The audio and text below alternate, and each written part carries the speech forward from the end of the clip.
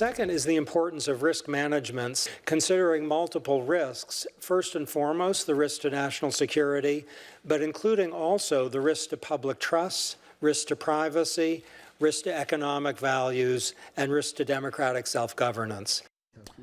Risk management. In many ways, it sums up the debate over the NSA, its role in our homeland security, and how they go about keeping us safe. Or put another way, it's the latest version of the age-old battle when it comes to security versus privacy. And add to that debate one more wrinkle: Edward Snowden.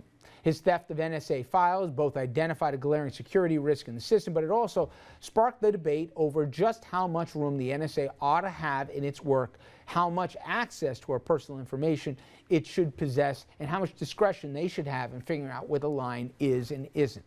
And it is a fascinating debate, but everybody, I think on both sides of it, would agree a complicated one. And Andrew, you were listening in on the debate in D.C. today, not spying, but listening in. Yeah. Well, yeah, to use the NSA's term. And just a quick reminder to everybody, what we're talking about with the NSA is their use of what's called metadata. What is metadata? Well, the head of the NSA explained on 60 Minutes about a month ago. We're not collecting everybody's email. We're not collecting everybody's phone things. We're not listening to that. Our job is foreign intelligence, and we're very good at that. And they're basically collecting information about phone calls and emails without listening to the phone calls or reading the emails, or so they say. They know who you emailed or called, but they don't know what you were saying. Now, to review the role and working of the NSA, the White House assembled a top-notch review group, including top former intelligence officials and analysts, and the report has a couple of surprises in it. One, that the metadata analysis being done by our intelligence agencies, the stuff at the center of all this debate, have never prevented a terror attack. They could not find one instance.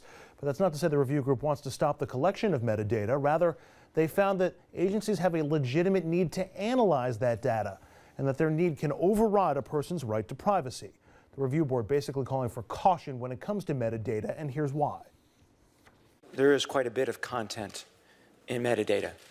I mean, when you have the records of the phone calls that a particular individual made, you can learn an awful lot about that person. So the board came up with 10 recommendations. One, stop the NSA from storing that metadata, have a third party like a phone company collect it, and also require a court order before the government can see it. In fact, the board recommends court orders before the government can access anyone's personal information. Also, greater disclosure to the public on info given to the government. That's disclosure from the government, if they take it, or from the private companies who give it to the government. The board wants to ban the use of what I'll call accidental information against Americans. Calls or emails sent from non-suspects and then intercepted. If that email that you sent implicates you for something, shouldn't be used against you legally, at least says the board. Their other big proposal is to add a public interest advocate to the secret FISA court system so that the people being investigated have a voice in the secret hearings. But these changes worry some in the know who say the changes would make our intelligence gathering less effective.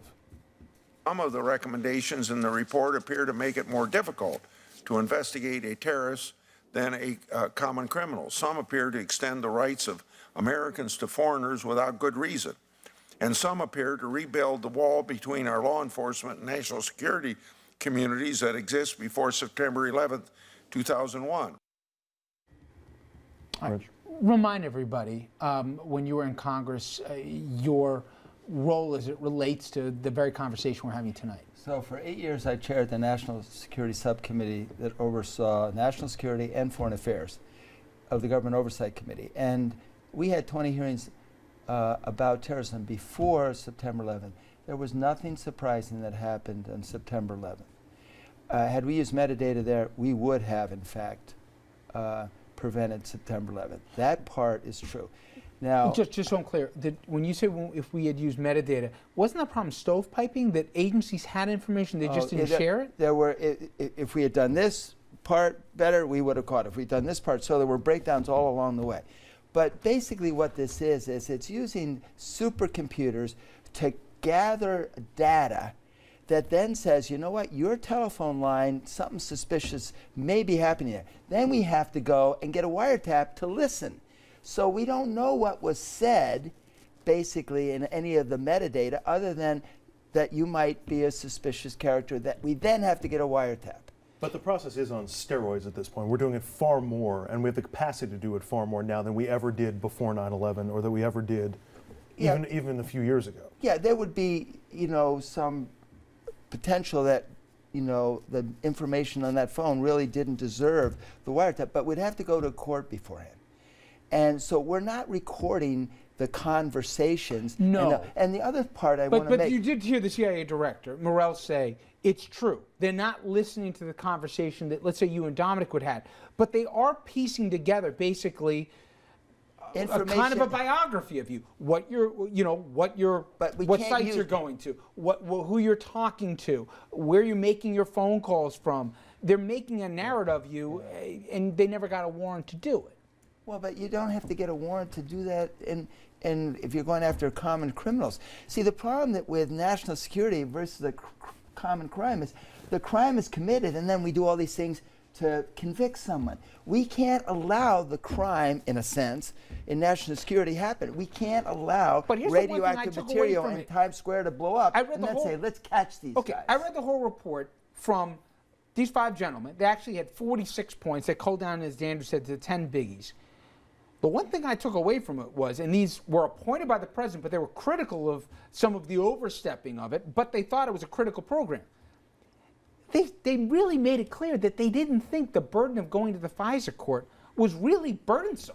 That they thought that, you guys, you're making this harder than you have to. All you got to do is ask first and then get what you want. And they said it's really not that. I don't understand. The FISA court is the protection to the public. Right, but they're saying they're not going to the FISA court nearly as much, where technology has now overlapped, even when the court was first constructed. And the court has also been a rubber stamp. I mean, they've rejected, 3 cases? Yeah, but with all due 0.3%? And the reason is that they have to, under oath, swear that the information they're providing, and if they're wrong, they go to jail. We have a tougher standard to get terrorists than we do to get the common thief. You get a grand jury, and once the grand jury is empowered for a crime, then the prosecutor can go to the libraries, he can wiretap and do all those things. The difference, Congressman, is that the petty thief is a suspect in the process. There's reason for the police to believe, and they're able to go to a judge and get them to establish there's reason to believe that this person may be on the and we need to investigate him. Whereas this data mining, the metadata, treats everybody as a potential suspect. No, it doesn't. If you're collecting all this information without that kind of warrant. And maybe I'm not really that knowledgeable about this issue, but the fact that excluding Boston, the fact that we really haven't had a terrorist attack here in this country, doesn't that say it all? And that we should be applauding the intelligence gathering? Here's my only problem with it.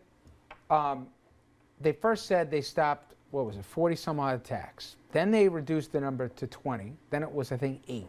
Now they're saying, well, it didn't really stop anything. But I think we're talking about 2 different I'm talking about the metadata and the information gathering program, that basically the access they have to this information is a critical tool. And I think everybody agrees. If you have the ability to do it, it would be good. The question is to what checks and balances do we want to put this, that we, the public, and basically our privacy rights that were the founding fathers really imprinted, that this was one of the inherent rights of the American public. What rights to privacy should we assume or not assume in the 21st century? We're going to talk more about this after this quick commercial break. Stay with us.